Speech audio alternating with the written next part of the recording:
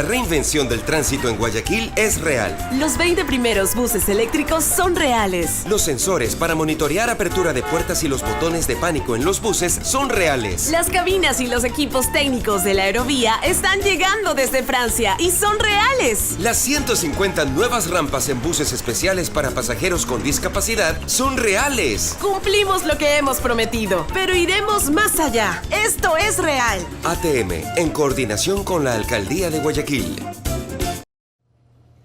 Bienvenidos todos, muy buenos días. Yo soy Anderson Boscán. Esto es El Café de la Posta, un espacio de entrevistas para el análisis de la coyuntura política, la actualidad nacional. Hoy es viernes 8 de marzo, Día de la Mujer. Un feliz Día de la Mujer a quienes nos están mirando y son mujeres, porque si no, no les puedo decir feliz Día de la Mujer. Y un agradecimiento especial a las marcas que nos acompañan a hacer periodismo independiente en este espacio. Por supuesto que hablo de Hyundai, que está con nosotros desde el principio. Ilbarista, aquí en la República y Amazonas, donde nos sirven el café de la mañana. La Cooperativa Andalucía y su tarjeta de débito con la que pagamos los consumos cada mañana. Y la ATM de Guayaquil, que se une al club de marcas que apoyan el periodismo independiente. Es un día importante en la República. Revisamos los hechos en Cali.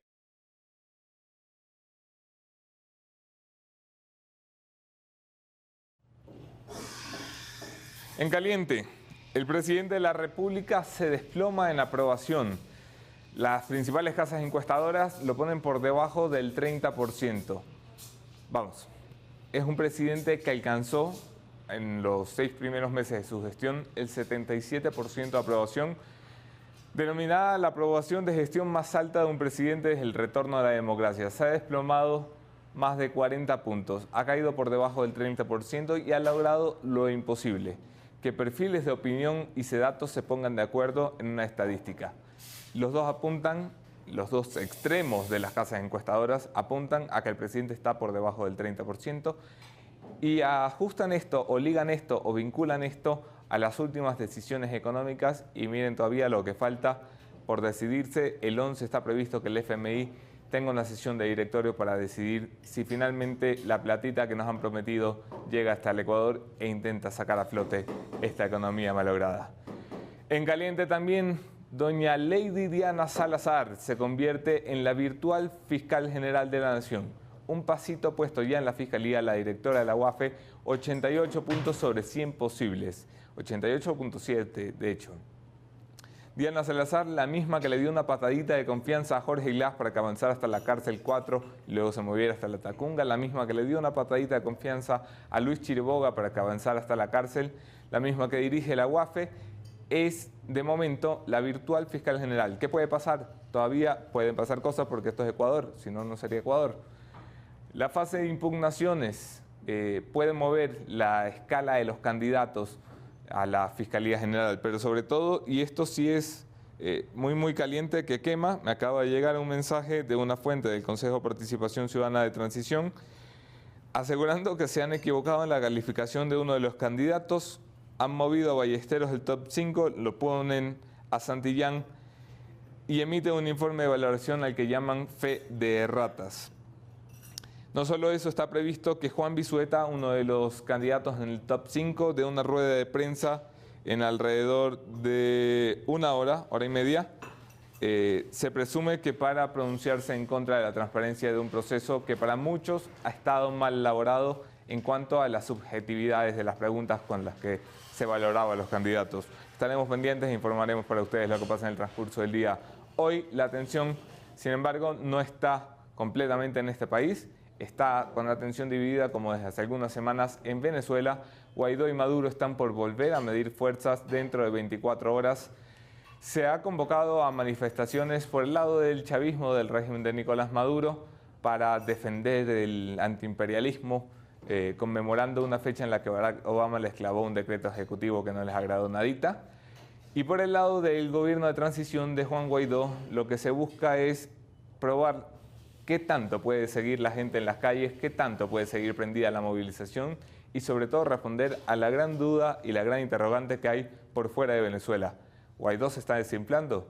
Para esto tengo un invitado especial esta mañana, Juan Fernando Flores, un buen amigo de esta casa, asambleísta alterno por el movimiento Creo, por los migrantes en el exterior, un hombre muy vinculado a lo que pasa en Venezuela y un invitado de lujo para analizar qué carajos va a pasar. Guaidó recupera fuerzas, Maduro termina de derrumbarse, el apagón termina por ser una estocada más para la ya debilitada economía venezolana.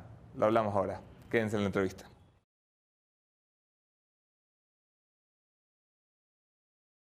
Bienvenidos todos, gracias por estar aquí. Yo soy Anderson Boscan en todas las redes, podemos seguir allí la conversación. Un agradecimiento especial a quienes comparten nuestros contenidos, que son las personas a las que quiero más que quienes no comparten. Si no comparten, estamos por bloquearte. Mentira, quédate aquí con nosotros. Mira esto.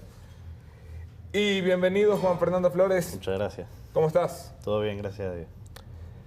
Apagón inédito en Venezuela. Apagón en 23 estados, en un país que tiene 23 estados y un distrito federal. ¿Qué carajos ha pasado? Bueno, lo que sucedió el día de ayer es que cercano a las 5 de la tarde, la central eléctrica que se encuentra en Puerto La Cruz, en el estado Anzoátegui, sufrió una de las principales fallas eléctricas que por primera vez en muchísimo tiempo dejaron hasta ahora con más de 16 horas sin luz en todo el territorio nacional. Lo que han comunicado no solo a los venezolanos en sí y a todos los ciudadanos que viven allá, sino que ha generado problemas también en el transporte, en lo que es la movilización aérea. Los aeropuertos no tienen plantas que puedan sostener la situación y el diputado de la Asamblea Nacional, José Manuel Olivares, nos informaba que lamentablemente ellos llevan contabilizados hasta ahora 79 ciudadanos que han fallecido en hospitales porque al no tener energía eléctrica, no tener plantas que puedan surtir. Los hospitales no tienen generador para... No tienen la capacidad de poder cubrir eso. Entonces, lamentablemente vemos que sigue el daño que ha hecho el socialismo del siglo XXI, este modelo que lleva Nicolás Maduro, pero que además sigue lamentablemente asesinando a venezolanos dentro del mismo país, algo que nosotros lamentamos profundamente, porque refuerza la crisis humanitaria que realmente hemos visto. Una crisis humanitaria que la oposición venezolana intentó combatir con un plan arriesgadísimo en el que puso todos los huevos en una sola canasta, la famosa entrada de la ayuda humanitaria que terminó fracasando. La ayuda no entró a Venezuela. ¿Eso debilita la opción de Guaidó? Más que debilitarla, yo creo que lo que ocurrió el pasado 23 de febrero, donde inclusive estuvimos allí justamente en Cúcuta, en el puente de Ureña, es que el mundo vio en un solo día la cara de 20 años de represión y persecución de un modelo político que no piensa en sus ciudadanos, sino nada más en servirse para ellos mismos.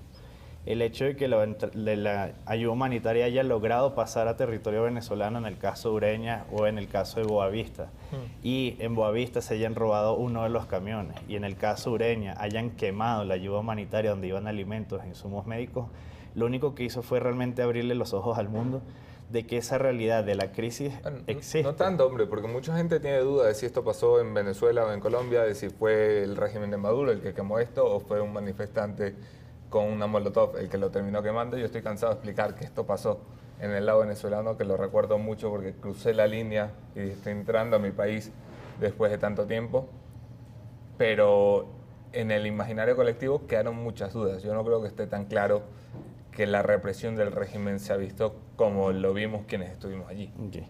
No, yo creo que lo primero que hay que aclararle a la gente es que formalmente en el caso del puente de Ureña, los camiones, los 3 camiones ingresaron formalmente a territorio venezolano, inclusive la movilización entró a territorio venezolano en el punto donde el primer cordón policial se rompió, sí, porque compañeras policías decidieron unirse y otras decidieron retirarse.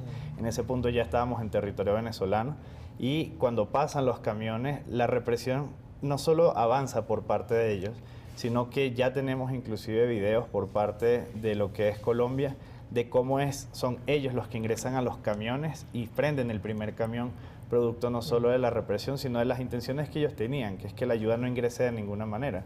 A pesar de que ellos decían que en esos camiones casi que iban marines, tanques y todo lo que podría ser utilizado para intervenir, realmente lo que iban eran insumos médicos y alimentos. Yo vi un reportaje de Telesur de las armas que tenían los camiones con ayuda humanitaria y eran guayas, eran alambres. Y yo decía, vamos, los gringos cada vez están más tacaños, porque antes por lo menos mandaban fusiles, ahora al pobre pueblo venezolano le mandan unos alambritos para ir a pelear con la dictadura. Mañana, 9 de marzo, primera convocatoria de Juan Guaidó desde que regresa al país. ¿Cómo lo ves a Juan Guaidó desde que vuelve? ¿Cómo queda su imagen? Yo Puertas creo que la adentro. imagen de Juan Guaidó, después de haber recorrido 7 países de la región, formalmente haberse reunido con delegaciones de la Unión Europea, tener una orden de captura, prohibición de salida del país y ser acusado de traición a la patria, salir por Cúcuta, estar presente en el concierto, en el proceso del ingreso de la ayuda humanitaria que se dio el 23 de febrero y que regrese por la Puerta Grande, por el aeropuerto internacional de Venezuela, el aeropuerto Simón Bolívar, y que no lo toquen, y que inclusive quien le coloca el sello le dice bienvenido señor presidente, habla de que la imagen no solo está fortaleciéndose, sino que el apoyo. Porque las distintas cadenas de mando que tienen que resguardar el aeropuerto internacional, donde ahí tenía FAE, SEBIN, Policía Nacional Bolivariana, Guardia Nacional Bolivariana y la misma gente de migración, ninguno de ellos los tocó, ninguno de ellos los detuvo. Hemos Más visto, bien, y logró eso pasar. hemos visto, y eso es inédito, que el chavismo de marcha atrás en la capacidad de violar derechos humanos y civiles. Se esperaba una detención inminente de Juan Guaidó, no pasó. Pero no solo eso, agarraron a un periodista norteamericano, tuvieron que soltarlo. Pidieron la expulsión de la embajada americana, Sigue allí. tuvieron que retractarse. Pidieron ahora la expulsión del embajador alemán. Quiero decir, estamos viendo un chavismo que empieza a dar pasos para atrás. ¿Qué falta? Yo creo que lo que falta ahora es justamente que se sume lo que es la parte del servicio público, de los empleados públicos. Hace 2 días hubo justamente una reunión con los distintos sindicatos de trabajadores, no solo del sector transporte, del sector salud, sino de todos los distintos sectores que hoy hacen vida en Venezuela. Con Son especial 4 énfasis en la policía, ¿no? Sí, y con especial énfasis también en quienes eran el gremio aliado de Nicolás Maduro, donde él proviene del Metro de Caracas. Ellos son los principales críticos a que quien se supone es el representante de los obreros, lo último que ha hecho es darle la mirada hacia ellos. En Venezuela tienen 4.5 millones de empleados públicos.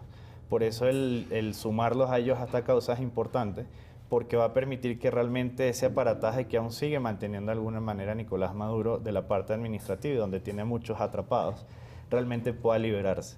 4.5 millones de empleados públicos, estamos hablando 10 veces más que el Ecuador, que ya me parece una burocracia dorada y exorbitante.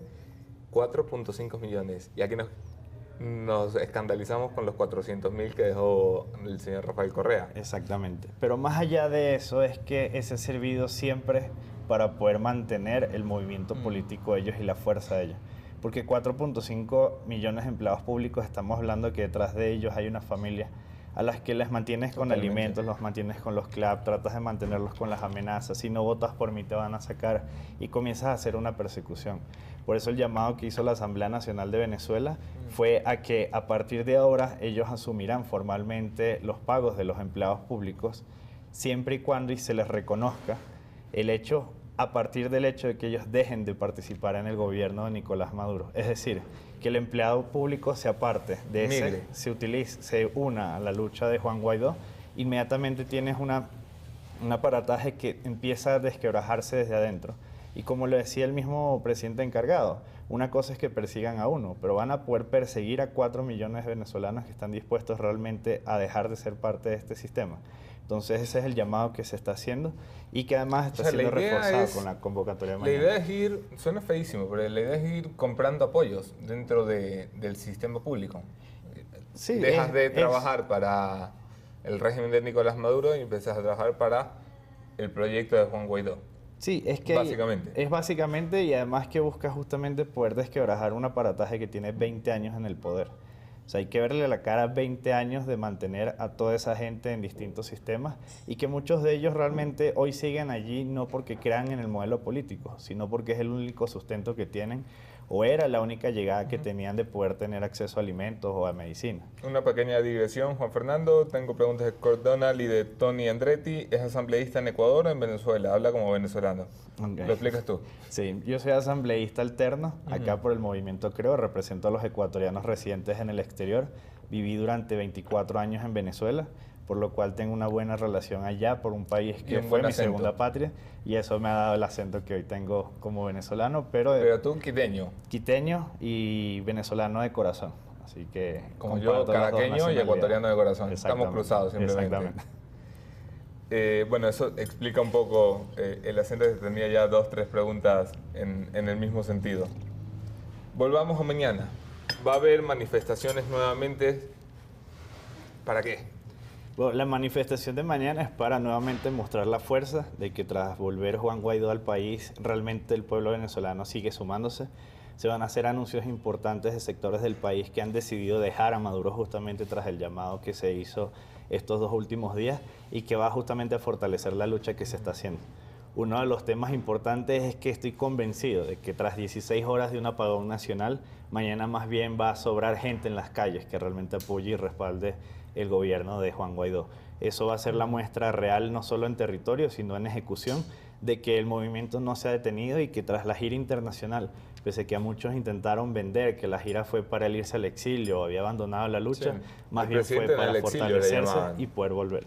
Sí, se hablaba de que él se iba a mantener en el exilio, pero realmente su intención siempre fue fortalecer las relaciones, incluso por eso terminó viniendo acá al Ecuador y poder realmente relacionarse con una región que va a tener que prestarle mucho apoyo a los ciudadanos venezolanos. Doña Delcy Rodríguez, la brillante vicepresidenta venezolana, aseguraba que el apagón no se debe a la incompetencia de su gobierno, sino a un ataque sofisticado de sistemas de inteligencia norteamericanos que han atacado la seguridad nacional venezolana. ¿Hay gente que se cree esto en Venezuela? Bueno, cuando durante 20 años le dices que el problema eléctrico es culpa del imperio, culpa de una iguana, culpa de distintos animales que han utilizado o han decidido morder los cables eléctricos como si fuese un cable pequeño y no un cable completo. Solo para el que no esté al tanto de esto, el comentario, me parece que es el hermano de Delcy, Jorge Rodríguez, ha asegurado que la culpa del apagón es que las antenitas de las iguanas se metían con el cableado eléctrico de Venezuela. Sí, entonces, lamentablemente sí hay gente que cree esto. Sí hay gente que durante 20 años es lo único que ha visto. Entendamos que cuando el modelo del socialismo 21 llega en el 98, hay gente que al día de hoy no ha conocido nada distinto, siente que esto es lo único que hay. Inclusive por eso hay muchos venezolanos que cuando salen del país, producto de tener que verse forzados a hacerlo, descubren que cuando cruzan Cúcuta, cuando cruzan Boavista, hay un mundo completamente distinto al que les vendían. Y por eso se les hace inclusive tan difícil adaptarse a una nueva realidad, porque sencillamente hay un choque no solo cultural, sino un choque de que todo lo que tú has visto en tu vida no era lo que realmente te decían. Entonces es cambiar el concepto, entender que no es la realidad lo que está sucediendo y que más bien hay un mundo que se apartó Venezuela de ello, a pesar de estar en territorio, se volvió una gran isla, algo similar a lo que le sucedió a Cuba y que realmente tiene que buscar un cambio para poder devolver a estar en lo que es hoy el siglo XXI. Quiero hablar de Lenín Moreno y de la visita de Juan Guaidó, que sé que estuviste muy pendiente, pero antes de eso quiero que nos expliques un poco. Juan Guaidó hace 3 meses. Vamos, en diciembre, el señor lo conocía su mamá, los colegas de la Asamblea y el activismo político venezolano. La gran mayoría de venezolanos no tenía idea de quién era y el mundo, pues, vamos, era un muchachito que le vaya bien en la política. ¿Qué tiene Juan Guaidó que se convierte de la noche a la mañana en esta gran esperanza como no lo pudo ser nunca antes la oposición venezolana? Porque él puede capitalizar algo que la oposición durante 20 años intentó sin lograr acercarse siquiera a lo que ha llegado este muchacho en 40 días. Bueno, Juan Guaidó viene no de un proceso de pocos meses, sino más bien Juan Guaidó viene desde las luchas estudiantiles del año 2007. De la generación del 2007. La generación que justamente luchó y logró la única victoria que realmente se tuvo en contra de Chávez en los procesos electorales. Fue dirigente estudiantil de su universidad, posteriormente se incorpora a las filas de Voluntad Popular. Él fue diputado suplente en la Asamblea Nacional, ahí es donde comienza justamente esa relación y ese parlamentarismo, entender que es necesario consensuar para poder lograr acuerdos dentro de los parlamentos, que es lo propio que debería ocurrir, pese a que muchas veces se tiene la imagen de que debe haber conflicto, cuando ahí es necesario que todos puedan aportar, y posteriormente fue escalando dentro de lo que es Voluntad Popular en distintos espacios. Estaba en la parte juvenil, se incorpora a la parte de organización, eso le permite conocer un poco más hacia adentro la realidad del país. El Parlamento venezolano se había acordado, los partidos de oposición que hacían mayoría, que cada uno de ellos presidiría la Asamblea Nacional un año tras otro. Exactamente. El último año le tocaba Voluntad Popular. Lo lógico para cualquiera que mira la política venezolana es que ese cualquiera hubiera sido Freddy Guevara. ¿De dónde sale Juan Guaidó? A eso me refiero. Okay. O sea, ¿por qué él aparece por el muchacho nuevo y no por el delfín de de Leopoldo López? Bueno, porque en el caso de Voluntad Popular, Juan Guaidó estaba encargado de la fracción parlamentaria antes de justamente este año que le correspondía a Voluntad Popular. Y para el proceso que se da para este 5 de enero, una de las cosas que ocurrió es que los distintos dirigentes que habían escalado justamente en ese mismo sentido, como Freddy Guevara, le emiten orden de captura y él se mantiene hoy dentro de la Embajada de Chile en Venezuela, bajo protección del gobierno de Chile. Hay dirigentes como por ejemplo Gaby Arellano que se encuentran en el exilio, Rosmin Mantilla que se encuentran en el exilio. Entonces fueron distintos roles que fueron saliendo del espectro, pero Juan estuvo permanente allí, como lo estuvo Francisco Sucre, Sergio Vergara, otros diputados a la Asamblea Nacional, y cuando se tomó justamente la decisión, fue la decisión de darle a la generación del 2007, la que había luchado, la que estuvo siempre allí, la oportunidad de asumir esto. Porque no es solo Juan, detrás de él hay un equipo que también sigue asumiendo muchos temas y son de la misma generación. Quien está encargado del proyecto País es, por ejemplo, parte de esta generación también, ¿no? Sí, nosotros éramos dirigentes estudiantiles en la Simón Bolívar en ese entonces. Pero, por ejemplo, el encargado de la generación del proyecto País es Juan Andrés Mejía, que fue presidente de la Simón Bolívar.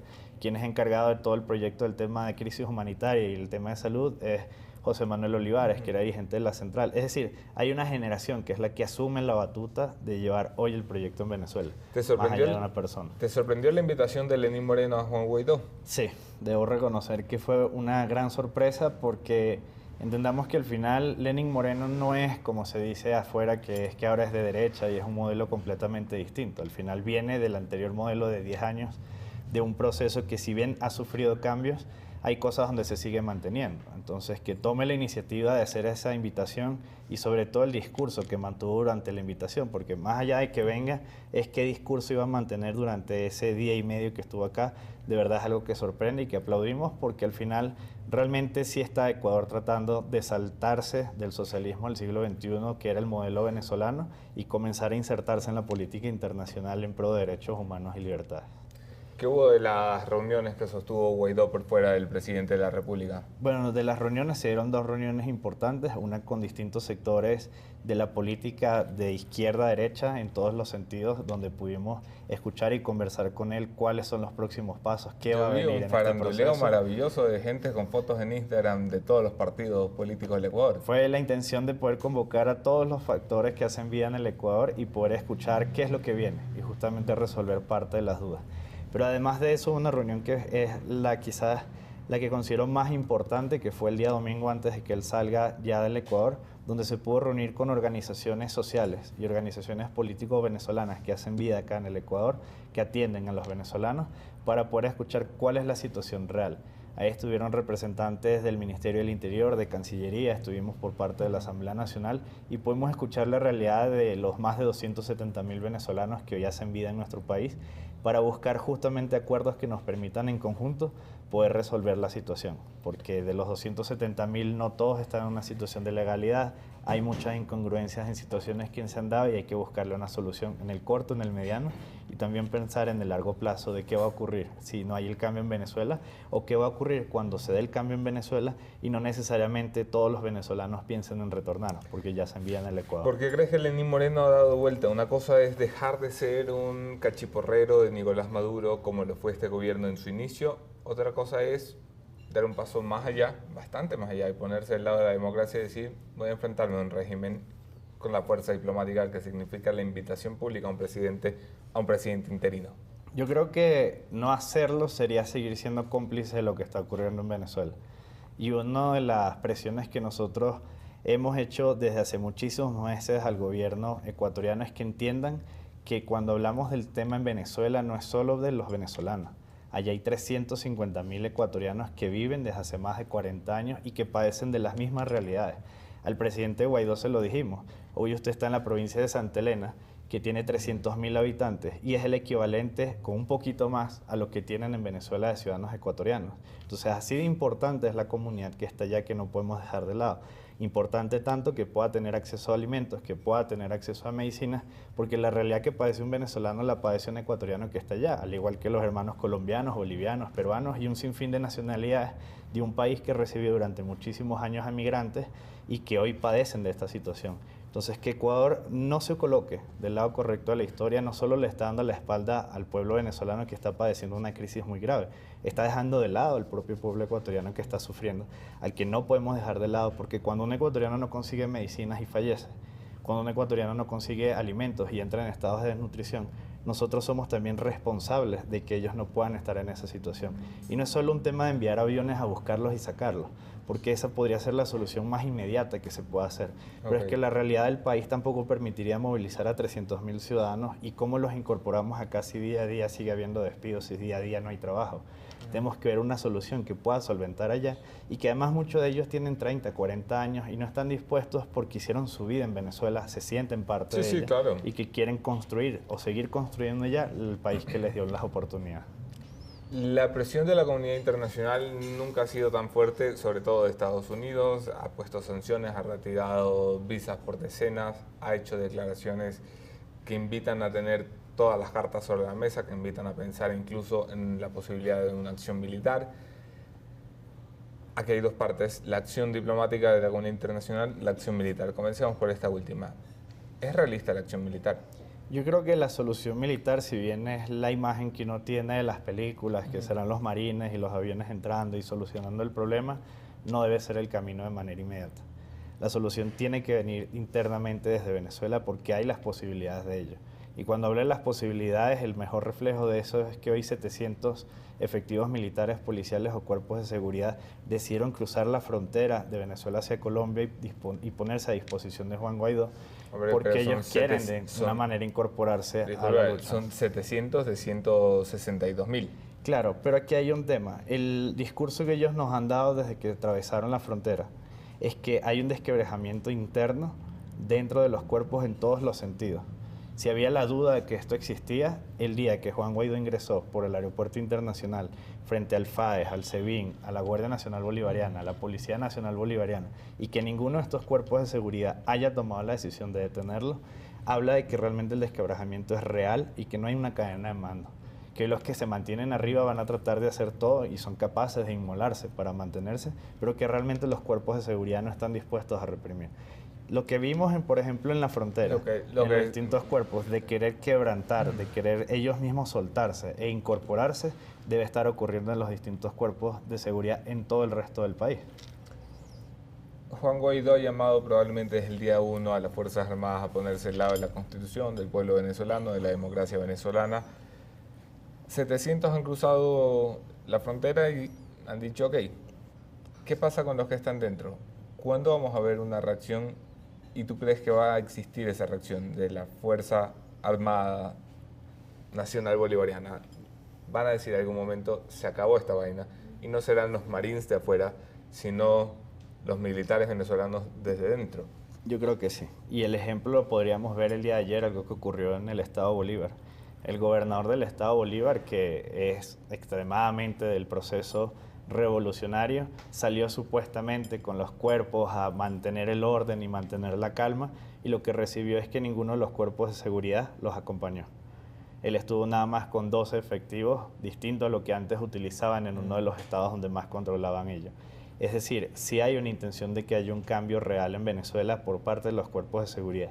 ¿Cuál ha sido el problema? Que son 20 años de represión, 20 años de persecución, y que uno lo podía ver en las caras. Hay un miedo realmente a poder dar ese paso. Cuando uno estaba, por ejemplo, en Cúcuta y veías que uno les decía, vénganse, y con nada más nombrarles el apellido, su superior, ellas se ponían a llorar, o tú veías cómo sencillamente tenían mucho temor, habla de que detrás de ellas realmente hay una persecución también seguramente a sus familias, y por eso el llamado que se ha hecho a que realmente den el paso, ya no crucen la frontera y que ahora sea desde adentro donde se dé el movimiento. Y seguramente con estos 700 que han cruzado ya se han coordinado acciones para que haya ese movimiento desde el interno, realmente pueda haber un cambio real que se pueda ejecutar, porque al final la intervención, si a veces se piensa como la solución inmediata, también le puede traer muchos otros problemas a los países. Estamos hablando de una situación que podría complicar. Siempre que se pone Venezuela en el análisis hay un escenario que es un enfrentamiento civil, una guerra civil por dentro. Incluso la acción militar interna podría desencadenar un escenario como este. No te olvides que hay cientos de miles de personas armadas por el chavismo con esas intenciones. Se ha planteado eso la oposición. Se ha planteado que las decisiones políticas que están tomando pueden llevar a un derramamiento de sangre importante, mayúsculo, imperdonable. Sí, en las conversaciones que nosotros hemos tenido o las cercanías que hemos hecho con la gente del gobierno de Juan Guaidó, sí está contemplado que ese escenario pueda ocurrir. Así como están contemplados un montón de escenarios donde se podrían dar, donde inclusive pueda darse un cambio sin que ocurra esto. El tema es cuál es el momento, en qué momento preciso se toman las decisiones, cómo se ejecutan las acciones. Y por eso cuando se habla del vamos bien, más que una frase un poco para seguir generando una esperanza, realmente se habla de que vamos bien en un proyecto que realmente ha venido planteando una estrategia política, social y directa de acercamiento con la gente para preparar los mejores escenarios. Porque yo creo que ningún gobierno, inclusive el de ellos mismos, le gustaría ver a sus propios ciudadanos derramar sangre para poder lograr el cambio. Pero el vamos bien no es eterno. Es decir, el tiempo está corriendo para Nicolás Maduro, pero también está corriendo para Juan Guaidó. Y el tiempo es cuánto tiempo puede aguantar la gente sin cansarse con movilizaciones, aguantando represión, aguantando perdigones, aguantando sol, aguantando desmayos, aguantando asfixia, aguantando esperanza, comiendo ansias. ¿Cuánto tiempo? Bueno, yo creo que una de las cosas que hoy va a empezar a afectar en ambos sentidos la lucha es que desde que se dieron los distintos bloqueos económicos en distintos elementos a lo que era el aparataje que manejaba Nicolás Maduro, ya se va a empezar a sentir en la calle justamente esa asfixia. Por ejemplo, en temas de gasolina, el país le debe quedar entre 15 y 18 días, a pesar de ser uno de los países con la mayor reserva petrolera del mundo, no tienen la capacidad de seguir produciendo. Los CLAP que mantenía Nicolás Maduro, que eran las cajas de alimentos que le entregaba a la gente, era lo que pagaba con el dinero que se vendía desde Estados Unidos directamente el petróleo. Ese dinero hoy está bloqueado, por lo tanto ya los CLAP no llegan. Es decir, se le comienza a generar una situación de inestabilidad a ellos en el acceso a alimentos y medicinas y justamente al mismo mundo militar, porque siempre han sido los beneficiados de esto al estar contrastados directamente o conectados con la gente de Maduro. Entonces, ¿el tiempo corre? Sí. Hoy perjudica más a Nicolás Maduro que el tiempo siga corriendo que realmente al gobierno de Juan Guaidó, porque cada día que pasa se siguen sumando más hacia este lado y él sigue perdiendo fuerza. ¿Que va a haber un punto medio donde ya el tiempo va a empezar a correr en negativo para los dos? Sí. Por eso se está buscando que a partir del día de mañana, con los distintos anuncios que se van a hacer, se pueda realmente avanzar en otras dinámicas y en otras estrategias que ya deje de ser concentraciones y pasen formalmente a las acciones, realmente para poder tomar el poder en sí y que deje de ser una ilusión, sino que algo que se pueda concretar. Recta final de la conversación con Juan Fernando Flores, asambleísta alterno por el Movimiento Creo en representación de los migrantes ecuatorianos en el exterior. Ecuador ha tomado ya una postura que nadie creía posible que este gobierno tomara. ¿Crees que podría hacer algo más? Sí, yo creo que lo primero que va a hacer Ecuador es incorporarse al envío de ayuda humanitaria a los 4 puntos que se han habilitado, contemplando no solo poder ayudar a los venezolanos, sino a los más de 300.000 ecuatorianos que están allá y en especial a distintos ecuatorianos que están en situación de vulnerabilidad extrema en estos momentos que se debe apoyar. Y poder incorporarse. El 22 de marzo hay una invitación al presidente Lenín Moreno a Chile a que se incorpore a la iniciativa de Prosur que lleva Sebastián Piñera y además que se incorpore de manera oficial al Grupo de Lima, lo que permitiría poder estar en la discusión y en la toma de decisión de muchas acciones que son hacia lo interno de Venezuela, pero también hacia lo externo. Hay mucha resistencia en alas del gobierno a integrarse en ese sentido, especialmente el ala de ruptura no cree en el camino de la Alianza del Pacífico, cree que es una alianza que fomenta la intervención militar en Venezuela. Al final esta es una decisión del presidente. ¿Por qué sí la Alianza del Pacífico? Bueno, el Grupo de Lima, Perdón, el Grupo de Lima más bien... Alianza del Pacífico, estoy diciendo. También tenemos que ir a la Alianza del Pacífico. El Grupo de Lima le permitiría a Ecuador incorporarse en 2 elementos importantes: la toma de decisión de la política interna y la toma de la decisión de la política hacia lo externo. Les pongo un ejemplo. La situación de los migrantes venezolanos que están llegando al país pasa por decisiones o que toma el Estado de manera unilateral o de acuerdos que puede establecer entre todos los países. En el Grupo de Lima. Por eso vemos que Colombia y Perú tienen medidas similares y Ecuador, que es el punto medio entre ellos dos, no está incorporado porque no hay una coordinación interna dentro de ellos. Entonces podría permitir mejoras en el tema migratorio, en temas de distintas garantías de los derechos humanos de quienes están vulnerables. Y en el caso de la política interna, es que si de verdad se va a evaluar como últimos escenarios, inclusive la misma intervención, Ecuador también pueda ser parte de cómo se puede hacer esto. Todos los países han dicho que no están de acuerdo con una intervención en la última reunión que se dio en Bogotá. Sí, pero también todos los expresamente. países han ratificado en los últimos días que están dispuestos a evaluar todos los escenarios, incluyendo el Ecuador tras la visita de Juan Guaidó acá al país. Juan Fernando Flores, siempre es un gusto Gracias. conversar contigo. Gracias por estar aquí, gracias por acompañarnos, gracias a ustedes también por sintonizarnos. Enseguida, sin perder más tiempo, mi conclusión de esta mañana, el punto final.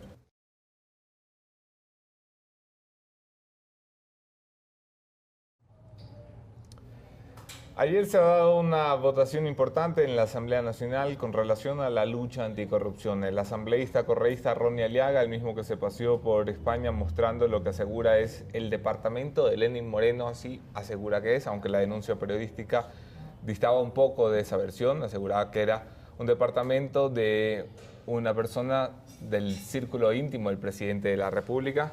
Ni siquiera había claridad sobre a quién pertenecía. Es el caso. El asambleísta Ronnie Aliaga presenta una petición para que comparezca el presidente de la República y se explique qué carajos hay detrás del famoso caso INA Investment que revelaron Fernando Villavicencio y Cristian Zurita. La votación de la mayoría de la Asamblea termina sepultando la posibilidad de obtener respuestas claras por parte del Parlamento de qué carajos es lo que está pasando en el Ejecutivo con el círculo íntimo presidencial salpicado por denuncias para muchos vinculadas a corrupción. Es triste que no haya pasado la iniciativa, es triste porque no ha pasado, porque no ha sido apoyada por bloques que han defendido siempre la comparecencia, la explicación y la rendición de cuentas de personas del Ejecutivo. Hay personas de todos los partidos que se han abstenido de dar su voto, hay personas que se negaron a dar su voto y son bloques que han levantado siempre la bandera de la fiscalización. Hay miembros de CREO, hay miembros de SUMA, hay miembros de la bancada de Integración Nacional, hay independientes, hay morenistas. Marcia Regui me suena que estuvo allí muy de frente para pelear cuando Jorge Glass estaba en desgracia y ahora con el presidente de la República nadie se toca, nadie se mete. Pedirle explicación a un presidente de la República no es una falta de respeto, es la obligación del Parlamento. Pedirle aclaraciones al Poder Ejecutivo es parte del rol constitucional que tienen los legisladores. Ahora, que venga el correísmo a restregarnos en la cara que no son capaces de pedirle explicaciones al Ejecutivo es una vergüenza y tienen razón. Lo que no puedo olvidar, y esto se lo digo especialmente al señor Rafael Correa, que está prófugo en Bélgica y que andaba criticando la decisión de la Asamblea, lo que no pueden olvidar es que fue la mamarrachada de Parlamento que patrocinaron con los 100 mamarrachos que tenían levantando manos, los que negaron una y otra vez las posibilidades de comparecencia del Ejecutivo ante el Parlamento. Este país se ha acostumbrado a que eso sea lo normal, a que al poder de turno no se le toca, a que se fiscaliza a los que estuvieron antes.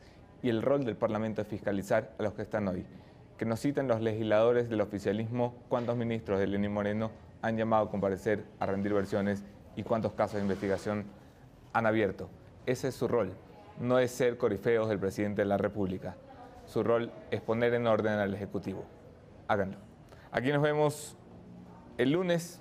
Otro tema, otra entrevista, mismo entrevistador. Gracias por acompañarnos.